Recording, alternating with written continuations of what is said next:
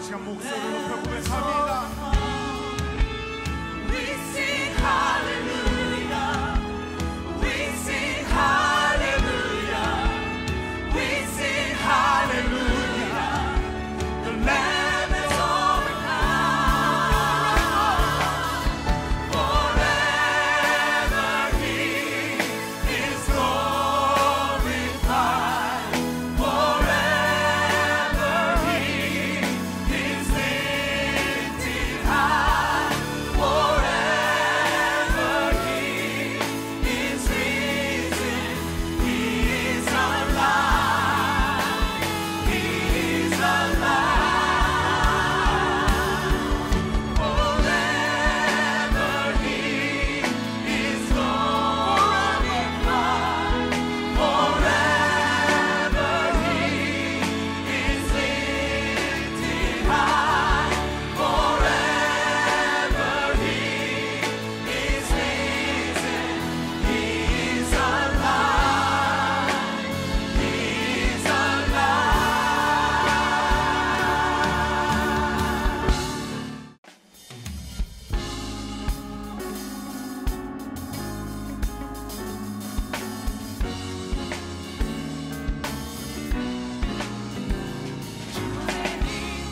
기쁨과 찬송아 세상을 이기는 주는 승리 주네 주는 만물의 창조주 언제나 동일하신 주를 더욱 기뻐하리 주를 찬양해 기쁨과 찬송아 세상을 이기는 주는 승리 주네 주는 만물의 창조주 언제나 동일하신 주를 더욱 기뻐하리. Oh, right from the beginning God made me for His own. He replaced my weak foundation and made Himself the cornerstone. When it's ready and in order, He promised it every day and now. He's been faithful to sustain me by His mighty power. Oh yeah. All my hope is in the Lord. Oh, in the confidence that this world doesn't know, He's the Lord of all creation. Whatever the situation, I'm glad. I'm so glad about it. And my hope in the Lord. All my hope. If I landed in prison for calling on God's name, You cause the walls to crumble under the power of my praise. For the cause of Christ I've chosen to suffer death to prove my stand. I'll be ushered into glory, led by God's own hand. Every mountain, every fortress, every word that He's not, He will pass away.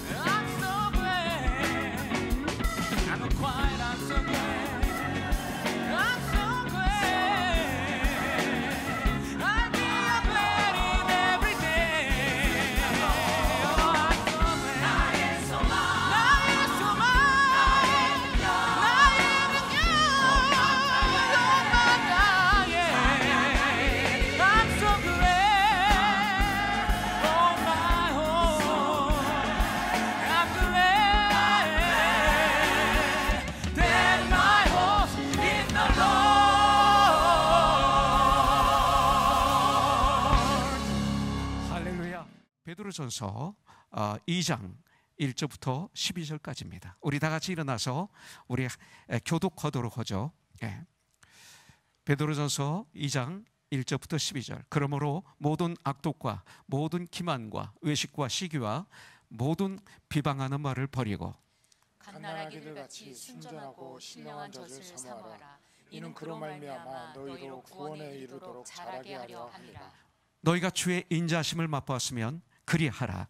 사람에게는 버림받아 되었으나 하나님께는 택하심을 입은 보배로운 산돌이신 예수께 나아가 너희도 산돌같이 신령한 집으로 세워지고 예수 그리스도로 말미암아 하나님이 기쁘시게 받으실 신령한 제사를 드릴 거룩한 제사장이 될지니라. 성경에 기록되었을 때 보라 내가 택한 보배로운 모퉁이 돌을 시온에 두노니 그를 믿는 자는 부끄러움을 당하지 아니하리라 하였으니 그러므로 믿는 너에게는 보배이나 믿지 아니하는 자에게는 건축자들이 버린 그 돌이 모퉁이의 머릿돌이 되고 또한 부딪히는 돌과 걸려 넘어지는 바위가 되었다 하였느니라. 그들이 말씀을 순종하지 아니하므로 넘어지나니 이는 그들을 이렇게 정하신 것이라. 그러나 너희는 택하신 족속이요 왕같은 제사장들이요 거룩한 나라요 그의 소유가 된 백성이니 이는 너희를 어두운 데서 불러내어 그의 기이한 빛에 들어가게 하신 이의 아름다운 덕을 선포하게 하려 하심이라. 너희가 전에는 백성이 아니더니 이제는 하나님의 백성이요 전에는 긍휼을 얻지 못하였더니 이제는 긍휼을 얻은 자니라. 사랑하는 자들아 거류민과 나그네 같은 너희를 권하노니 영혼을 거슬러 싸우는 육체의 정욕을 제어하라. 너희가 이방인 중에서 행실을 선하게 가져 너희를 악행한다고 비방하는 자들로 하여금 너희 선한 일을 보고 오시는 날에 하나님께 영광을 돌리게 하려 함이라. 우리 VBS가 7월 25, 26, 27 7월 25, 26, 27 목, 금, 토 3일 동안 아침 9시부터 오후 3시까지 우리 Summer Vacation Bible School이 있습니다.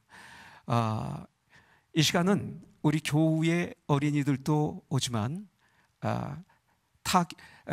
우리 교회에 나오지 않는 어린이들도 환영합니다. 3일 동안 우리 선생님들이 너무나 귀하게 여러분들의 자녀를 섬겨줄 것입니다. VBS 원하시는 분들은 권호성교회 문의하셔서 신청해 주시면 감사하겠습니다. 저는 오늘 베드로전서 2장을 가지고 주님의 말씀을 받기를 원합니다. 우리 하나님은 내가 성장하기를 원하십니다. 그리고 우리가 성장하기를 원합니다. 우리 신앙이 성장하기를 원합니다. 그렇다면 먼저 어떻게 돼요? 성장을 뜨겁게 사모해야 됩니다.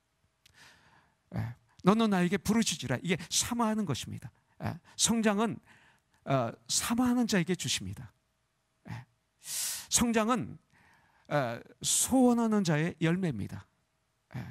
여러분들 목사로서 목회를 하면서 가장 기쁠 때가 바로 성도님들이 성장할 때입니다. 그때가 저는 가장 기쁩니다. 목사로서 성도를 온전케 하고 봉사의 일을 하게 하고 그리스도의 몸을 세우는 사명을 감당하는 목사로서 저는 우리 성도들이 성장하지 못할 때, 우리 가정이 성장하지 못할 때 저는 아픕니다. 그런데 우리들이 꼭 알아야 될 것이 있습니다. 그것은 뭐냐면 그리스도인들은 그리스도의 생명을 받은 자들이죠. 예수님을 영접했습니까? 그러면 예수님의 생명이 나 안에 계신 분들입니다. 예수님의 생명은 이 계시면 반드시 성장하게 돼 있어요. 왜 성장을 안 해요? 예수님의 생명이 안 계시기 때문일 수도 있습니다. 그래서 우리 그리스도인이라면 우리들은 정말 우리 주님이 생명이 됩니다. 예수님이 생명입니다. 그리고 우리 주님의 생명이 내 안에 있습니다. 우리 크리스찬들은 예수님을 믿음으로 거듭난 사람들입니다. 예수님을 나의 주인으로 나의 구원자로 모셔드림으로 말미암아 회개하고 모셔드림으로 말미암아 거듭난 자, born again, 새로운 삶을 사는 자들입니다. 주님의 생명이 있으면 성장합니다. 여러분들 성장은 주님이 소원하시는 겁니다. 오늘 바로 그런 아침이 되기를, 그런 정오가 되기를 바랍니다. 이 베드로는 누구보다 열심히 있었고 그리고 주님의 수제자였죠. 그런데 베드로는 예수님을 3번씩이나 부인했던 사람으로 2000년 동안 성경은 적혀 있습니다. 그리고 오늘 이 베드로 전설을 통해서 베드로 사도는 우리에게 이렇게 성장하라고 우리에게 말씀하고 있는 것입니다. 사도 베드로가 이렇게 성장을 권하던 시기는 그 당시 많은 교회가 믿음으로 말미암아 엄청난 핍박을 받을 때였어요. 삶의 현장에서 그 핍박을 받고 감옥에 갇히고 죽임당하기도 하고 도망가기도 하고 재산이 몰수당하기도 하고 예수님을 믿기 때문에 엄청난 환난과 고난을 받을 그런 때였습니다. 생명을 위협하는 박해와 그리고 핍박의 생활 현장에서 그 상황에서 베드로는 다른 걸 얘기하지 않고 명령합니다. 그리스도인들은 성장해야 된다고 이렇게 명령합니다. 그리고 성장하라고 말하고 있습니다. 오늘 저와 여러분들에게는 많은 아픔도 있을 수 있고 고난이 있을 수 있고 환난이 있을 수도 있고 어려움이 있을 수도 있습니다. 그런데 그런 상황 속에서 주님은 여러분들 나의 삶의 현장에서 먼저 우리가 성장하라고 명령하고 있습니다. 그러면 이길 수 있다고. 그런데 우리 기도는 그거와 좀 그 우선순위가 바뀌어 있지는 않는가요? 오늘 주님은 이것을 말씀하는 거예요. 그래서 1장에서는 하나님의 자녀로서 지켜야 될 의무에 대해서 말씀하고 있습니다. 이게 1장이에요. 하나님의 자녀로서 지켜야 될 의무. 2장은 우리들은 거룩한 왕 같은 제사장으로서의 신분을 알려주고 계십니다. 그러면서 세상에서 살아가는 동안 성장에 대해서 2장에서 말씀하고 있고요. 또 우리 크리스천들이 어떤 사역을 해야 되는지를 가르쳐주고 있습니다. 그래서 1절부터 3절에 보면 영적으로 성장하는 방법이 나오고요. 그리고 4절부터 10절에 보면 믿는 자들의 신분과 믿는 자들의 위치를 알려주고 있습니다. 그리고 11절부터 18절은 세상에서 그리스도인의 삶은 어떤 삶이 되어야 되는가를 우리에게 가르쳐주고 있습니다. 그리고 19절부터 마지막 절까지는 고난에 대한 우리의 자세, 어떤 어려움이 왔을 때 우리들은 어떤 자세로 그것을 이겨야 되는가를 알려주고 있습니다. 그러면서 베드로전서 2장에서는 버려야 될 것이 있고 삼아야 될 것이 있다고 알려주시죠.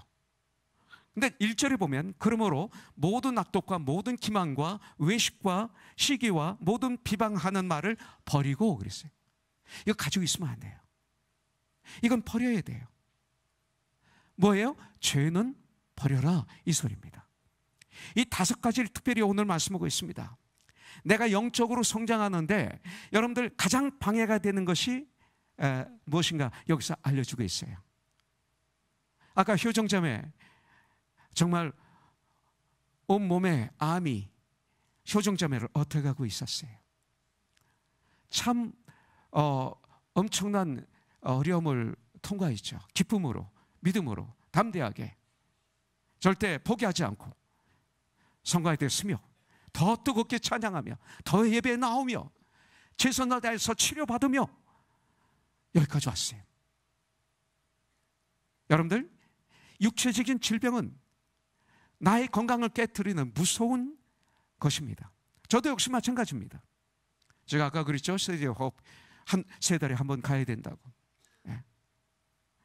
저도 마찬가지입니다. 그러면서 이 질병의 무서움과 질병과의 전쟁이 얼마나 힘든지를 저는 뼈저리게 아는 사람입니다. 얼마 전에도 췌장암을 제거했어요.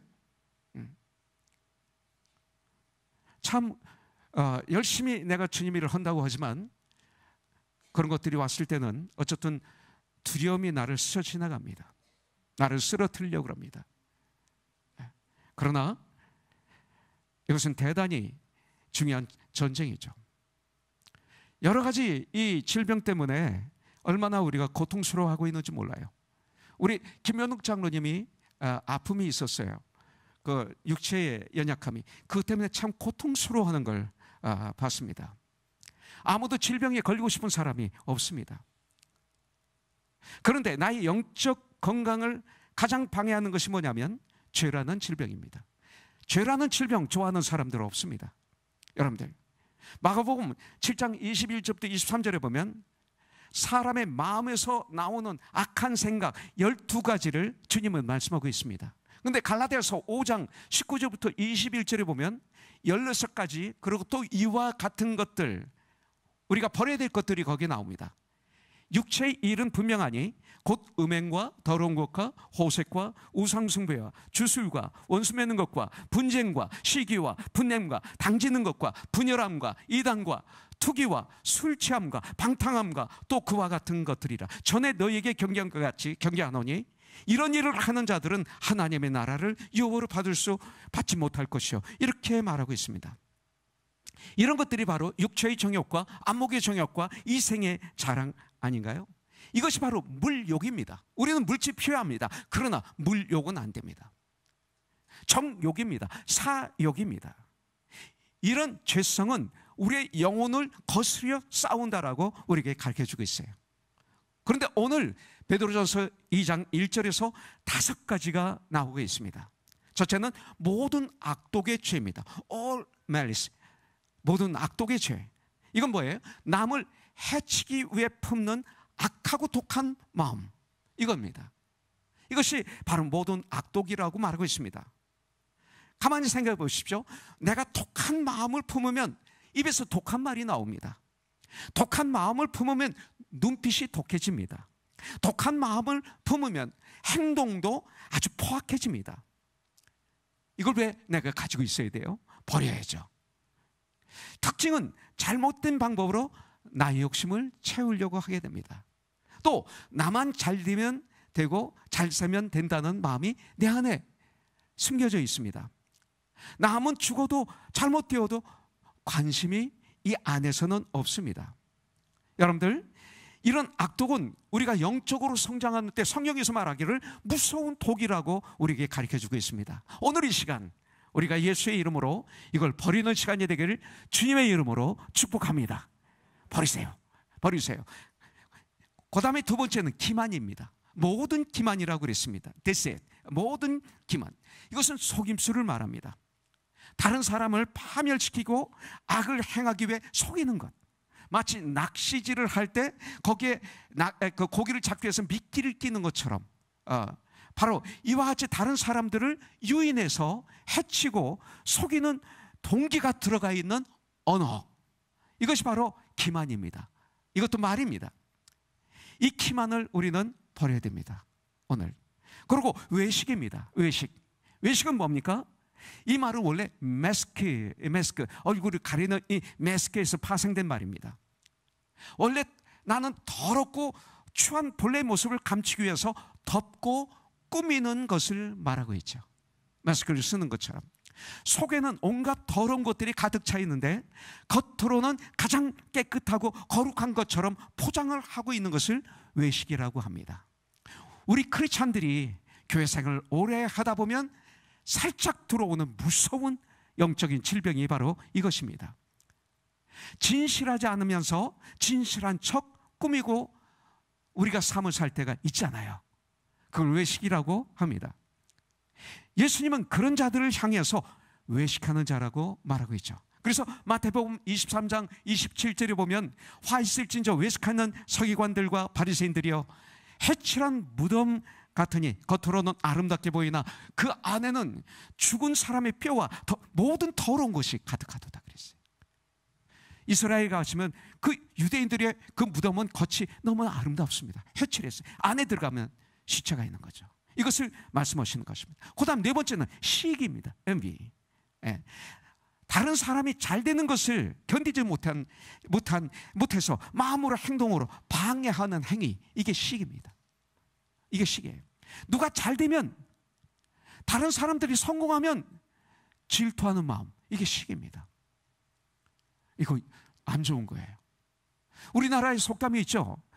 사촌이 땅을 사면 배가 아프다. 전 이걸 많이 봤어요. 저도 그런 적이 있었어요. 영적으로 성장하려면 이 나쁜 시기심, 질투하는 마음이 있으면 영적으로는 성장할 수가 없습니다. 영적으로 내가 성장 안 되는 이유가 이런 것들이 있기 때문에 그렇습니다. 자, 그 다음에 마지막으로 비방입니다. 모든 비방, 슬렌더, 비방입니다. 이거는 뒤에서 중상하는 말입니다. 중상모략하는 말입니다. 앞에서는 아무 말도 하지 않다가 뒤에서 그를 깎아내리는 말. 이것이 바로 교회 안에서 많이 일어나는 사건들입니다. 예. 우리가 깨있지 않으면 저도 거기에 빠질 수 있습니다. 예. 바로 거짓, 사실을, 이 거짓을 자꾸 퍼뜨려서 공경에 빠지게 하는 것, 이게 비방입니다. 예. 내가 남에게 기쁨을 주는 가장 큰 축복의 도구가 바로 말이죠. 말을 통해서. 그래서 우리 이영신 권사님 저 보면 Praise God, 할렐루야, Praise the Lord, Thank you Jesus 합니다. 그럼 제가 좀 혼자 말을 다 해서 제가 할 말이 없는 거예요. 그대로 따라할 수밖에 없죠. 저에게 기쁨을 주십니다. God bless you 하면서 저를 보면 꼭 두 손을 이렇게 하고 그렇게 말해줍니다. 참 그 말이 저를 포근하게 합니다. Praise God, 할렐루야, Thank you Jesus, God bless you, I love you in Christ 하는데 너무 좋아요. 말로 이렇게 축복을 할 수가 있어요. 그러나 반대로 내가 남에게 가장 아픔과 슬픔을 주는 도구도 말입니다. 여러분들, 이제 우리들 하나님의 자녀입니다. We are the children of God. 그리고 우리는 천국의 백성입니다. 이런 비방하는 말과 마음, 이 시간 나사렛 예수 그리스도의 이름으로 저와 여러분들 함께 버리는 시간 되기를 주님의 이름으로 축복합니다. 그리고 우리가 성장하는데 언어도 성장하기를 원합니다. 입술의 말도 성장하고 내 마음도 성장하고 내가 결정하는 것도 성장하고 내가 살아가는 것도 성장하는, 주님을 믿는 것도 성장하는 이런 성장에 있기를 주님의 이름으로 축복합니다. 그래서 베드로전서 2장 11절에 보면 사랑하는 자들아 거류민과 나그네 같은 너희를 권하노니 영혼을 거슬려 싸우는 육체의 정욕을 제어하라, 이렇게 말씀하고 있어요. 히브리서 12장 4절에 보면 이런 말씀이 있습니다. 너희가 죄와 싸우되 아직 피 흘리기까지는 대항하지 아니하고. 자, 다시 한번 보겠습니다. 너희가 죄와 싸우되 아직 피 흘리기까지는 대항하지 아니했다, 이렇게 볼 수가 있습니다. 여러분들 죄와 이렇게 싸워보셨습니까? 피 흘리기까지 죄와 전쟁을 해보셨습니까? 우리는 성경을 잘 모르기 때문에 또 인본주의에 들어가면 인간의 정은 하나님의 사랑과 좀 다르죠. 그렇죠? 자주 만나면 정이 생기잖아요. 그리고 같이 어떤 일이 나오면 정이 생기잖아요. 그래서 죄를 덮을 수가 있죠. 죄를 방어해주고 죄를 덮어주고 커버해주는 경우가 교회 안에 많이 있는 것을 볼 수가 있습니다. 그런데 성경은 죄를 정말 죄와 싸우라, 어디까지? 피 흘리기, 죄와 싸우다가 피 흘릴 정도로 아주 뜨겁게 싸워라, 이렇게 피 흘리기까지 죄와 전쟁하라, 우리에게 이렇게 말씀하고 있습니다. 이게 성경입니다. 성령의 도우심을 받아서 매 순간 죄와 전쟁에서 예수의 이름으로 승리하기를 주님의 이름으로 축복합니다. 그래서 갈라디아서 5장 16절에 보면 내가 이루노니 너희는 성령을 따라 행하라, 그리하면 육체의 욕심을 이루지 아니하리라. 선택입니다. 매 순간. 이건 뭔가? 성령을 따라 행하라 뭐예요? 주님 뜻대로 행하라, 이거죠. 말씀에 순종하는 삶을 살라, 이거죠. 갈라디아서 5장 24절에 보면 그리스도 예수의 사람은 육체와 함께 그 정욕과 탐심을 십자가에 못 박은 자라, 이렇게 말씀하고 있습니다. 우리의 나쁜 습관, 나쁜 고집, 악독, 고치기 힘든 버릇들 십자가에 이 시간 못 박는 거예요. 믿음으로. 자, 그 다음에 버려야 될 것은 이런 것들입니다. 버려야 될 것 가지고 있지 마세요. 오늘 이 시간 다 버리세요. 그리고 두 번째, 사모해야 될 것이 있습니다. 2절에 보면 갓난 아기들 같이 순전하고 신령한 젖을 사모하라. 이는 그로 말미암아 너희로 구원에 이르도록 자라게 하려 함이라. 사모해야 될 건 뭐예요? 성장하라, 자라라. 예수 그리스도의 장성한 분량까지 자라라, 이렇게 말하고 있습니다. 우리의 믿음이 자라고 우리의 영혼이 자라야 됩니다. 우리 찬양이 달아야 됩니다. 자라야 됩니다. 우리 예배가 자라야 됩니다. 그런데 순전하고 신령한 젖을 먹고 자라야 한다고 말씀하고 있어요. 이건 뭡니까? 여러분들, 이걸 다시 말하면 먹어야 될 것이 있고 먹지 말아야 될 것이 있다는 얘기입니다. 여러분들, 구분해서 먹으라는 것입니다. 여러분들, 순수하고 깨끗한 꼴을 먹어야 내 믿음이 자라는 것입니다. 아주 중요합니다. 어떻게 해야 건강하고 든든한 신앙생활을 할 수 있는가? 이것입니다. 곧 하나님의 말씀입니다. 성경은 우리에게 무한한 가능성을 주십니다. 지혜를 주십니다. 믿음을 주십니다. 능력을 주시기 때문에 내가 직접 먹어야 됩니다. 계속 어린아이처럼 받기만 하지 마시고 듣기만 하지 마시고 들으면서 동시에 내가 먹어야 되는 거 아닙니까? 네. 여러분들, 성장하면 저절로 예수님 중심의 삶이 되기 때문에 그렇습니다. 내가 성장하면 저절로 말씀 중심의 삶이 됩니다. 내가 성장하면 저절로 교회 중심의 삶이 되게 되어 있습니다. 이럴 때 우리는 어떻게 됩니까? 세 번째, 자, 버려야 될 게 있고 사모해야 될 것이 있어요. 근데 이렇게 될 때, 버리고 사모하게 되면 그 다음은 세 번째, 우리들은 정말로 주님께 예배를 드릴 수 있어요. 신령한 제사를 드리는 진정한 예배의 삶을 살 수 있어요.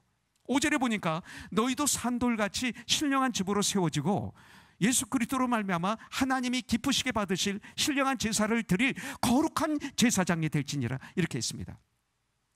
구약에서 드리는 이 제사는 내가 드릴 수 있는 제사가 있고 제사장이 드리는 제사로 구분되어 있습니다. 여러분들, 특히 하나님께 지은 죄를 사함받기 위해서는 제사를 드릴 때는 제사장이 반드시 드려야 돼요. 1년에 한 번 지성소에 들어가서 자기 죄를 사하고 그리고 온 백성의 죄를 사하는 이 대제사장의 사명이 있어요. 못 들어가요, 우리들은 지성소에. 네. 그리고 반드시 피로 드려야 됐습니다. 네. 그러나 예수님이 십자가에서 여러분들, 당신을 속죄의 제물로 드리신 이유는 내가 이제 직접 제사장이 되어서 하나님께 제사를 드릴 수 있게 되었어요. 담대하게 이제 지성소를 들어갈 수 있어요. 예수의 이름으로. 여러분들, 우리는 지금 하나님께 신령과 진정으로 예배를 드리고 있어요. 이게 제사장의 사명입니다. 구약에서는 못 드립니다. 그런데 어떻게 드려야 돼요? 요한복음 4장 23절부터 24절에 말하고 있어요. 아버지께서 참되게 예배를 하는 자들은 영과 진리로 예배할 때가 오나니 곧 이때라. 아버지께서는 자기에게 이렇게 예배하는 자들을 찾으시니라. 우리가 드린다고 그거 다 예배가 아니에요. 다 받으시는 거 아니에요. 이렇게 예배를 드리는 자를 하나님은 찾으신다고 말씀하고 있어요. 그러면서 24절에 말하기를 하나님은 영이시니 예배하는 자가 영과 진리로 예배할지니라. 이것은 뭐예요? Spirit and truth, 이렇게 말하고 있습니다. Spirit and truth. 예, 말씀의 근거에서, 이거죠. 말씀의 근거에서, 그리고 성령의 인도하심을 받아 몸과 마음과 정성과 힘을 다해 예배를 드려야 되는 거죠. 예배를 소홀히 하는 것은, 잘 들으세요, 예배를 받으실 하나님을 소홀히 하는 거예요. 예배가 너무 중요해요. 예. 그 무엇보다도 예배를 가장 소중하게 여겨야 될 것이 크리스찬들이에요. 예배를 경외히 여기면 우선순위가 바뀌어 있다는 거예요. 주님이 부활하신 날 우리는 모여서 예배 드리는 거, 여러분들 사도행전 보세요. 그 예배 때문에 생명까지도 내놓잖아요. 2000년 동안 예배 때문에 얼마나 많은 사람들이 숨겨 있는지 모릅니다. 그러나 이 시대 문제가 예배를 중요시 여기지 않는다는 거예요. 네 번째, 우리 그리스도인들은 산돌이라고 우리에게 가르쳐주고 있습니다. 리빙스톤, the livingstone이라고 말하고 있습니다.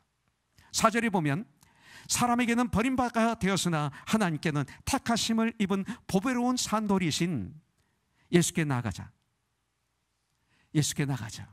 이렇게 말하고 있습니다. 산돌이신 예수님께 나가자. 이 말씀을 통해서 예수님을 the livingstone이라고 말씀하고 있습니다. 우리 주님은 산돌이십니다. 살아있는 돌이시고 우리 주님은 굳건한 반석이십니다. 시편에 말하는 굳건한 반석이십니다. 예. 그래서 마태복음 16장 16절에 보면 가이사랴 빌보에서 너희들은 나를 누구라고 믿느냐 이렇게 질문하실 때 시몬 베드로가 대답하여 이르되 주는 그리스도요 살아계신 하나님의 아들이십니다. 이렇게 고백합니다. You are the Christ, the Son of the living God. 이렇게 말하고 있습니다. 이 베드로의 고백을 들으신 주님이 18절에서 말씀하시기를 또 내가 네게 이르노니 너는 베드로라. 내가 이 반석 위에 내 교회를 세우리니 음부의 권세가 이기지 못하리라. 이게 말씀하고 있어요. 여러분들, 주님이 이 반석 위에 교회를 세우시겠다고 하신 이 말씀은 베드로가 반석이기 때문에 여러분들 베드로 위에 교회를 세우시겠다는 이 천주교의 교리의 말씀이 아닙니다. 그게 아니에요.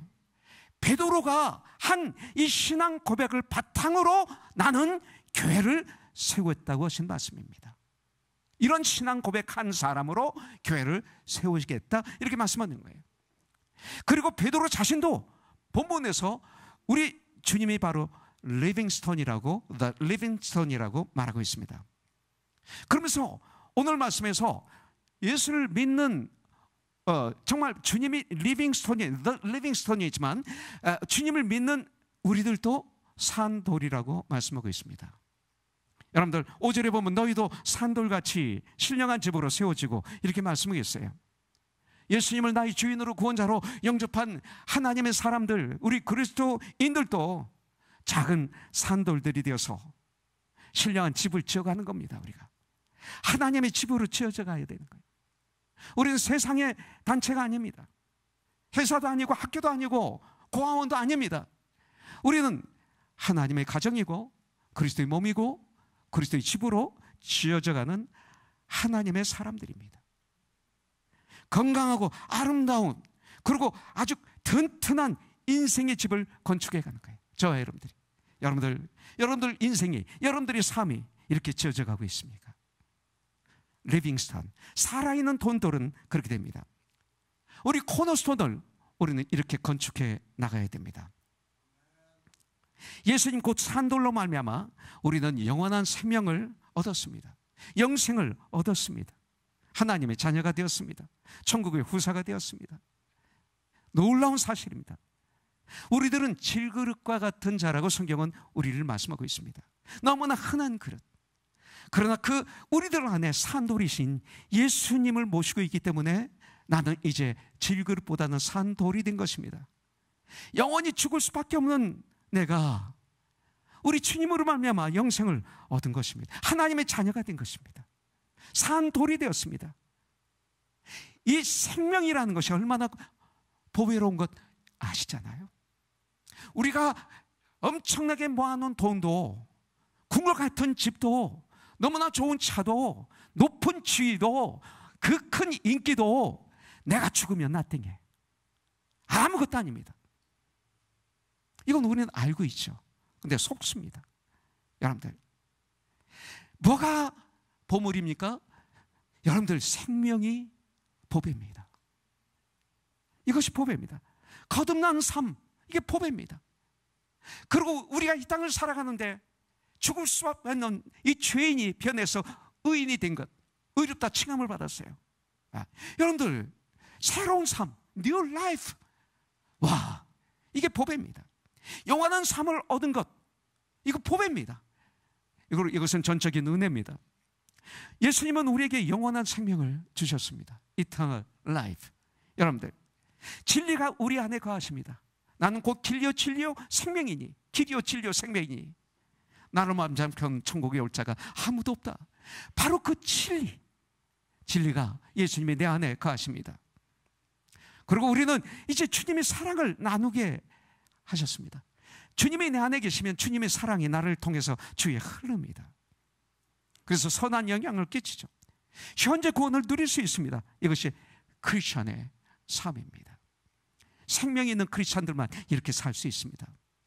그러면서 우리는 산돌이지만 동시에 우리들은 왕같은 거룩한 제사장들입니다.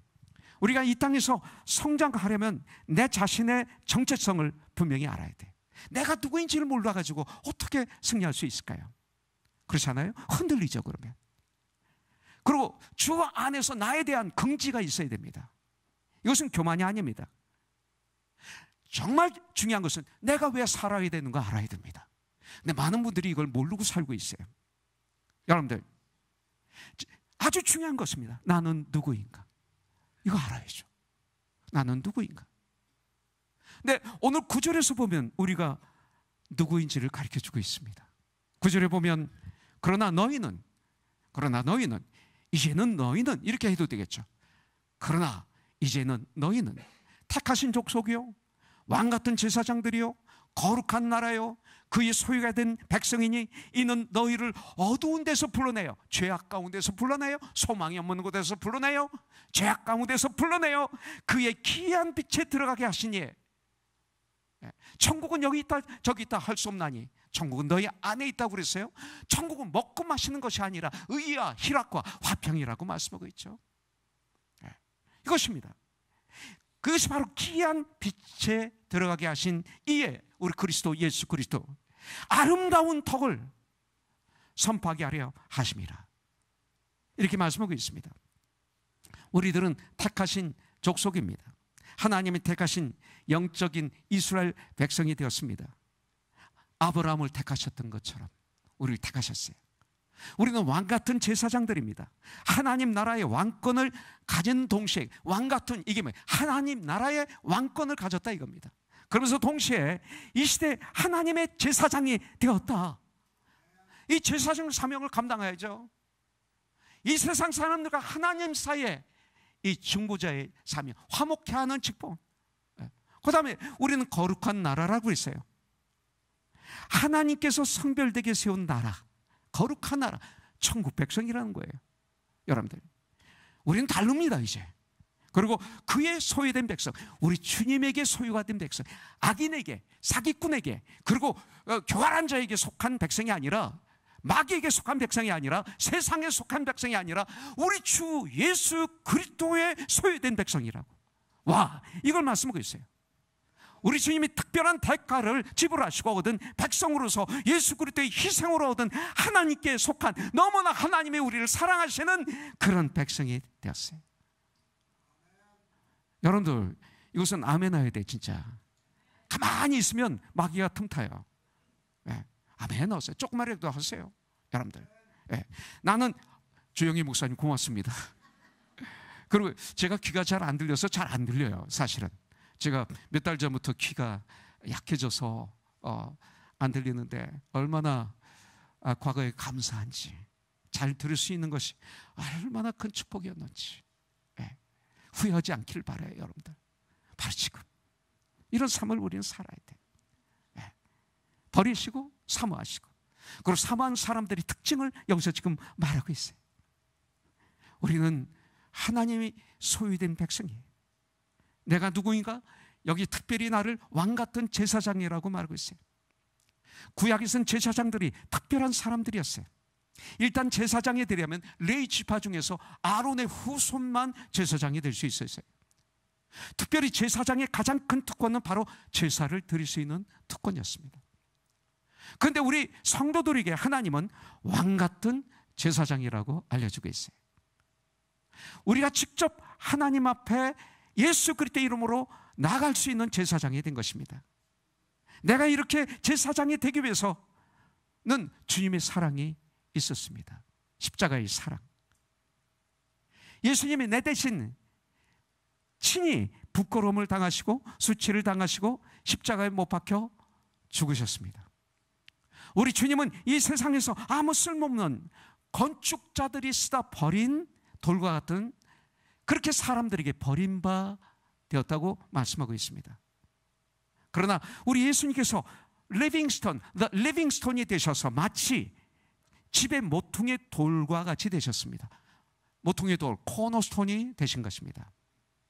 코너스톤은 뭡니까? 모퉁이 돌은 뭡니까? 집이 튼튼하게 지탱할 수 있도록 해주는 역할을 합니다. 그런데 누구든지 주 안에서 살면 이 땅에서 참된 삶을 살 수 있도록 도와주신다, 이 뜻입니다. 그리고 이 집의 모퉁이 돌은 벽과 집과 집 사이, 그 벽과 벽을 연결해 주는 주춧돌이 됩니다. 벽과 벽을 연결해 줍니다. 우리 예수님께서 우리와 하나님 사이를 어떻게 연결하는 모퉁이들이 이렇게 연결해 주는 모퉁이들이 되신 거예요. 하나님과 우리 사이를 연결해 주시는 모퉁이들이 되신 거예요. 동시에 누구든지 예수님을 믿는 자들, 왕 같은 제사장의 복을 주셨어요. 그리고 성도와 성도 사이를 이어주는 모퉁이 돌이 되신 거예요. 저와 여러분들이 이어주는 모퉁이 돌이 되신 거예요. 예수님을 말미암아 우리는 만나게 되고 교제하게 되고 관계를 갖게 되는 거죠. 돈 때문에, 직장 때문에, 어떤 지역 때문에, 지방 때문에, 같은 정치색이기 때문에 이거로 맺어진 교우라면 문제가 있어요. 어느 날 원수가 돼요. 우리는 영원한 하나님의 자녀들이에요. 모퉁이 돌이 되신 예수님으로 저와 여러분들과 여러분들이 이렇게 맺어질 때 우리 교회는 진정한 그리스도의 집으로 지어져 가게 될 줄 믿습니다. 네. 여러분들 정말 우리가 그런 우리가 되어서 하나님께 영광을 올려드려야 돼요. 5절에 보면 너희도 산돌같이 그랬어요. 거룩한 제사장이 될지니라. 9절에 보면 오직 너희는 택하신 족속이요 왕같은 제사장이라고 말하고 있어요. 그렇다면 마지막으로 제사장에게는 특징이 있어요. 어떤 특징이 있어요? 첫째, 제사장의 역할은 중보자 역할을 합니다. 중보 사역을 해야 돼요. 직접 보좌 앞에 나갈 수 있을 뿐만 아니라 다른 사람을 위한 중보자의 사역을 감당하는 게 제사장입니다. 그 다음에 두 번째, 제사장은 책임을 져야 됩니다.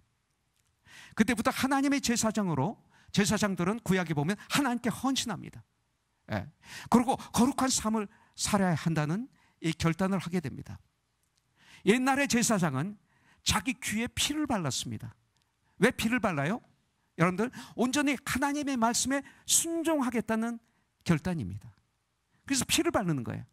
하나님 말씀을 듣고 그 말씀에 순종하겠다. 그래서 귀를 할례한 겁니다. 그리고 엄지손가락에도 피를 발랐습니다. 나의 손을 하나님을 위해서 온전히 드리겠습니다라는 뜻입니다. 그리고 제사장들은 발가락에도 피를 발랐습니다. 여러분들 이 발로 어디를 가든지 자신의 모든 삶이 우리 하나님께 속해 있다는 것을 보여주기 위한 결단입니다. 그리고 제사장들은 백성들을 깨우는 사역이 있습니다. 구약에 보면 그들은 은나팔을 가지고 있었습니다. 그래서 아침마다 그 나팔을 불었습니다. 아침을 깨우는 거예요. 내가 새벽을 깨우리라. 아침을 깨우는 거예요. 그 나팔로 안식년을 깨웁니다. 그리고 해년을 선포합니다. 그리고 전쟁이 났을 때 경보로 이 나팔을 불어줍니다. 이것이 제사장의 사역이었습니다. 이처럼 왕같은 제사장이 된 우리들, 바로 이런 마음을 가지고 다른 사람들을, 세상의 사람들을, 내 가정을, 내 이웃을, 내 친구들을 깨우는 이런 일을 해야 돼요. 이게 복음전도예요. 다른 교회에서 우리 교회 데리고 오는 게 복음전도가 아니라 이런 일을 감당해야 돼요. 우리는 하나님이 불러서 왕같은 제사장으로 삼으신 것은 바로 하나님의 덕을 선전하게 하기 위해서예요. 그 당시 제사장들의 일이 너무나 많았습니다. 자신을 하나님께 헌신한 분이 아니면 이런 일을 감당할 수가 없습니다. 여러분들, 제사장은 섬기는 일을 위해 자신을 온전히 드린 자입니다. 누가복음 22장 17절에 보면 우리 주님은 앉아서 먹는 자가 크냐 섬기는 자가 크냐, 앉아서 먹는 자가 아니냐, 그러나 나는 섬기는 자로 너희 중에 있노라. 베드로전서 4장 16절에 보면 각각 은사를 받은 대로 하나님의 각양 은혜를 맡은 선한 청지기 같이 서로 봉사하라, 서로 섬겨라. 이것이 우리의 본분입니다. 신앙의 모범적 삶을 통해서 주님의 아름다운 덕을 선전하는 자들입니다. 복음을 전한다, 이렇게 볼 수가 있겠죠. 예수님을 자랑하는 거예요. 성장해서 그래서 예수님의 대사, 예수님의 편지, 예수님의 향기, 예수님을 알리는 자들이 되는 거예요. 여러분들, 내가 만난 모든 사람들에게 예수님을 알려야 돼요. 예수님 얘기가 나와야 돼요. 그들은 예수를 만나야 합니다. 여러분들, 그들은 예수님이 필요합니다. 가장 필요한 걸 주는 게 최고의 선물 아닙니까? 이 세상에서 가장 귀한 선물이 예수님을 알리는 거예요. 여러분들, 그리고 하나님의 교회를 자랑하는 성도가 되기를 바라겠습니다. 우리 모두가 성장하여서 나에게 오는 어떤 고난도 이기시고, 그런 나에게 오는 이 세상에 주는 하나님과 우리 사이를 떨어뜨리기 위해서, 우리와 우리 사이를 떨어뜨리기 위해서 마귀는 별짓을 다 하는데, 그것을 기도와 말씀으로 이기시면서 아주 중요한 하나님의 도구가 되기를 주님의 이름으로 축복합니다. 한 절 읽어드리고 끝내겠습니다. 10절. 너희가 전에는 백성이 아니더니 이제는 하나님의 백성이요, 전에는 국료를 얻지 못하였더니 이제는 국료를 얻은 자녀라 했어요. 전에는 우리는 하나님의 백성이 아니었습니다. 그러나 이제는 하나님의 백성입니다. 전에는 하나님의 국료를 얻지 못했었습니다. 그러나 이제는 국료를 얻은 자들이 바로 우리들입니다. 어젯밤에 혜정자매로부터 이렇게 긴 편지가 나한테 왔어요. 그런데 마지막에 이렇게 써 있어요. 목사님, 우리에게 키워드는 이제는이에요. 이제는 이 키워드래요. 이제는 창훈 형제와 내가 주님을 위해 뭘 할 수 있을지 점점점. 이제는 주 안에서 한 가족된 사랑하는 코너손 지체들을 위해 뭘 할 수 있을지 점점점. 이제는 우리 함께 고민해 보며 살기로 했어요.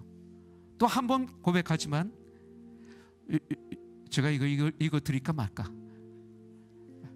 그냥 읽어드릴게요. 김인덕 권사님.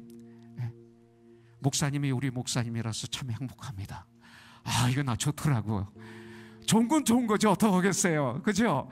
목사님이 우리 목사님이라서 참 행복합니다. 힘이 됐어요. 이게 우리예요.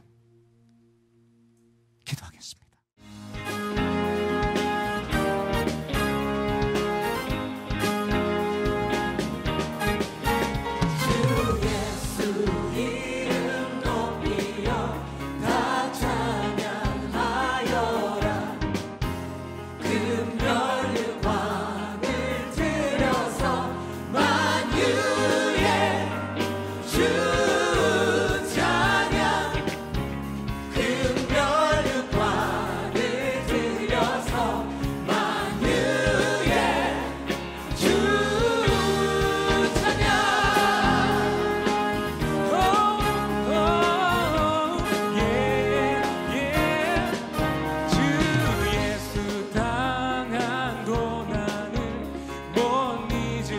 죄